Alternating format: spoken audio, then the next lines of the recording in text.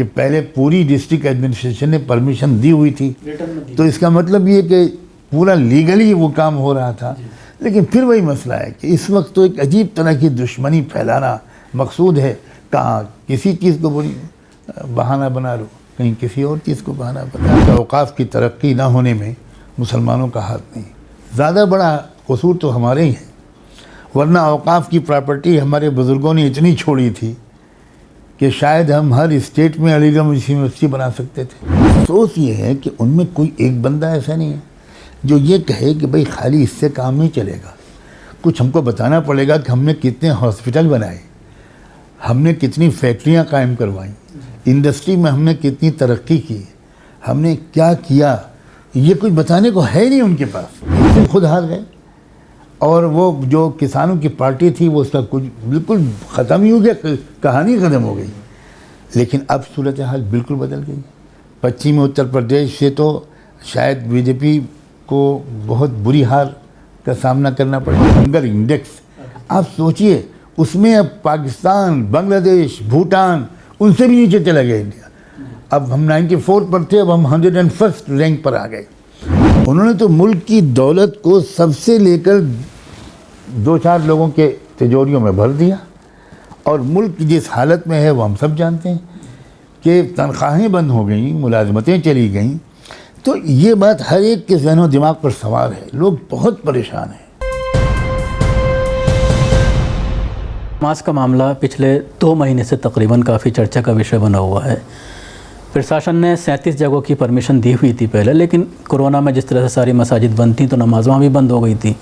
2 مہینے سے جب شروع ہوئی تو اس کے بعد لوکل ریسیڈنس کے نام پر کچھ ہندووادی سنگٹھن اس کو لے کر ہنگامہ کر رہے ہیں. پچھلے ہفتے سیکٹر 12 میں گووردھن پوجا کی گئی دیوالی کے اگلے دن پچھلے جمعے کو، اور اس کے بعد 11 جگہ پر نماز روک دی گئی. اور ہماری وہاں کے لوگوں سے بات ہوئی ہے، جو ایک کمیٹی ہے، کہ اور جگہوں کی پرمیشن کینسل کی جا رہی ہے. تو کیا کہنا چاہیے؟ یہ بھی اسی سلسلے کی ایک کڑی ہے. یہ سب الگ الگ واقعات نہیں ہیں. ایک اسٹریٹجی ہے، اس کا ایگزیکیوشن کبھی تریپورہ میں کیا جاتا ہے، کبھی ہریانہ میں کیا جاتا ہے، کبھی کہاں کیا جاتا ہے. جہاں جس طرح سوٹ کرتا ہے اس طرح کیا جاتا ہے. پولیٹیکل ایجنڈا میں اس پر زور دینا چاہ رہا ہوں. ایک تو ڈیمورلائز کرنا قوم کو، دوسرے پولیٹیکل ایجنڈا ان کو ڈر لگ رہا ہے. ان کو جو فیڈ بیک مل رہا ہے شاید ایجنسیز کی طرف سے، اس کو شاید اس طرح کا فیڈ بیک مل رہا ہوگا کہ پبلک بہت ناراض ہے، ڈس اپوائنٹڈ ہے. اور جیسا کہ میں نے کہا کہ جن لوگوں نے ان کو ووٹ کیا تھا، اب جیسے ویسٹرن یو پی کے جاٹ لوگوں نے، شاید 90% لوگوں نے اس کو ووٹ کیا تھا. اجیت سنگھ خود ہار گئے، اور وہ جو کسانوں کی پارٹی تھی وہ اس کا کچھ بالکل ختم ہی ہو گیا، کہانی ختم ہو گئی. لیکن اب صورتحال بالکل بدل گئی. پچھمی اتر پردیش سے تو شاید بی جے پی کو بہت بری ہار کا سامنا کرنا پڑے، اسی لیے وہ پورا زور پوروانچل میں لگا رہے ہیں. تو یہ جو صورتحال بدلی ہے، اس کو پھر سے واپس لانے کے لیے جگہ ایسی باتیں کر رہے ہیں وہ. تو میں عام طور پر یہ مشورہ دیتا ہوں کہ جو ریئل ایشوز ہیں وہ اتنے ہیں کہ اسی پر ہر وقت چرچا کرو، لوگوں کی توجہ کو ادھر موڑو. اور یہ صرف الیکشن کے لیے نہیں، ملک کی ترقی کے لیے. ملک جن دشواریوں میں مبتلا ہے اس سے ملک کو نکالنے کے لیے. یہ ہمارے وطن کی محبت کا تقاضا ہے. ہم اپنے وطن کے سچے وفادار ہیں، اس کا سرٹیفکیٹ ہمیں کوئی اور نہیں دے گا. اس کو تو ہم اپنے عمل سے ثابت کریں گے، اور عمل سے ثابت تب کریں گے جب ہم ہر وقت کسان، مزدور، مہنگائی، جی ایس ٹی وغیرہ وغیرہ، جاب کچر، کروڑوں لوگوں کی ملازمت چلی گئی، گھروں کے کچن ٹھنڈے پڑ گئے. ہنگر انڈیکس جو ہے، گلوبل ہنگر انڈیکس، آپ سوچئے اس میں اب پاکستان، بنگلہ دیش، بھوٹان ان سے بھی نیچے چلا گیا انڈیا. اب ہم 94 پر تھے، اب ہم 101 رینک پر آ گئے. کیا یہ چیز فکر کی نہیں ہے کہ بھارت کے کروڑوں لوگ بھوکے سوتے ہیں؟ یہ سب سے زیادہ فکر کی چیز ہے. اور میں مسلمانوں سے کہتا ہوں کہ تم اپنے فوکس اس پر رکھو. کل بھی میں نے رات کے پروگرام میں اس پر یہی کی اپیل کی کہ لوگ اب اس ایجنڈے کو اپنائیں کہ اپنے ڈسٹرکٹ کے ایک گاؤں کا جائزہ لیں اور کوئی بھوکا نہ رہے. مسلمان بس اس کی فکر کر لیں. اللہ کے رضا کے لیے انشاءاللہ ان کے دنیا کے مسئلے بھی حل ہو جائیں گے۔ پچھلے ہفتے وہاں پر کپل مشرا کو بلایا گیا گڑگاؤں میں، اور جس طرح سے انہوں نے جو لینگویج کا استعمال کیا اس کو لے کر مسلمانوں میں بے چینی ہے۔ ان سے کسی اور چیز کی کوئی امید ہی نہیں کی جا سکتی۔ پھر وہی بات ہے کہ وہی ایجنڈا، یعنی وہی ان کا افسوس یہ ہے کہ ان میں کوئی ایک بندہ ایسا نہیں ہے جو یہ کہے کہ بھئی خالی اس سے کام نہیں چلے گا، کچھ ہم کو بتانا پڑے گا کہ ہم نے کتنے ہاسپٹل بنائے، ہم نے کتنی فیکٹریاں قائم کروائیں، انڈسٹری میں ہم نے کتنی ترقی کی، ہم نے کیا کیا، یہ کچھ بتانے کو ہے نہیں ان کے پاس۔ اگر ان کے پاس وہ بتانے کو ہوتا تو شاید وہ اس ایجنڈے کو اتنا استعمال کرنے کے لیے مجبور نہ ہوتے۔ انہوں نے تو ملک کی دولت کو سب سے لے کر 2-4 لوگوں کے تجوریوں میں بھر دیا، اور ملک جس حالت میں ہے وہ ہم سب جانتے ہیں کہ تنخواہیں بند ہو گئیں، ملازمتیں چلی گئیں۔ تو یہ بات ہر ایک کے ذہن و دماغ پر سوار ہے، لوگ بہت پریشان ہیں۔ اب ان کو ادھر سے نکالنے کے لیے یہی سب ان کو چاہیے۔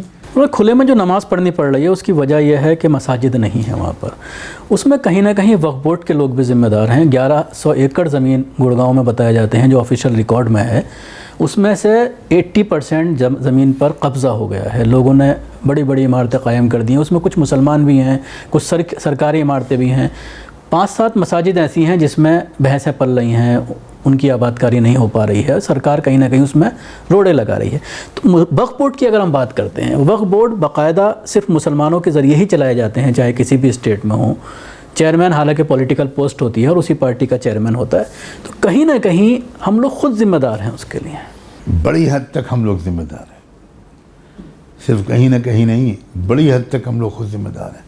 دیکھیے وقف بورڈ کا اسٹرکچر بھی اس طرح کا بنایا گیا، اور بہت افسوس کے ساتھ میں کہتا ہوں کہ وقف بورڈ میں جو لوگ جاتے ہیں وہ اوقاف کی حفاظت کی نیت سے جاتے ہوں، ایسے شاید کم لوگ ہیں، اور زیادہ تر وہ کیا کرتے ہیں اوقاف کے ساتھ، خود متولی حضرات اوقاف کی پراپرٹی کو بیچتے ہیں، اور یہ سب ہوتا ہے۔ میں کبھی بھی اس سلسلے میں مسلمانوں کو نردوش قرار نہیں دے سکتا، یہ نہیں کہہ سکتا کہ اوقاف کی ترقی نہ ہونے میں مسلمانوں کا ہاتھ نہیں، زیادہ بڑا قصور تو ہمارے ہی ہے، ورنہ اوقاف کی پراپرٹی ہمارے بزرگوں نے اتنی چھوڑی تھی کہ شاید ہم ہر اسٹیٹ میں علی گڑھ یونیورسٹی بنا سکتے تھے، اور نہ جانے کتنے اسکولوں کا نیٹ ورک ہم پھیلا سکتے تھے۔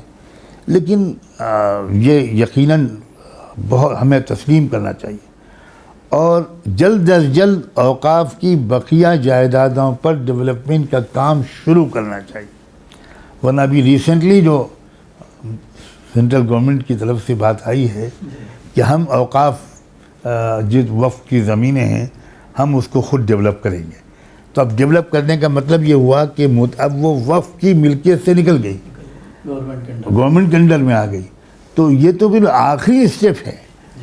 تو اس وقت تو شاید میں سمجھتا ہوں کہ ٹاپ ایجنڈے پر اس مسئلے کو ہونا چاہیے کہ اوقاف کی حفاظت کی جائے، اور ہر جگہ اوقاف کے ڈیولپمنٹ کے لیے ایک تحریک چلائی جائے۔ لیکن جس طرح سے سرکاریں بی جے پی کی ہیں جن راجیوں میں، تو وہاں تو یہ پاسبل نہیں ہے، ہریانہ میں اپنی جگہیں خالی نہیں کرا پا رہے ہیں۔ میں سمجھتا ہوں جو کوشش کی جا سکے، لیگل کوئی کوشش کی جا سکے، کوئی اسٹے آرڈر لایا جا سکے، کوئی بھی کارروائی کی جا سکے، الگ الگ اسٹیٹس میں شاید الگ الگ صورتحال ہو، تو لیکن جو کوشش کی جا سکتی ہو وہ تو کی جائے۔ اور ایک سوال غیر مسلموں کے ذریعے سوشل میڈیا پر اس ایشو کو لے کر یہ کیا جا رہا ہے کہ کھلے میں نماز کیوں پڑھنی ہے؟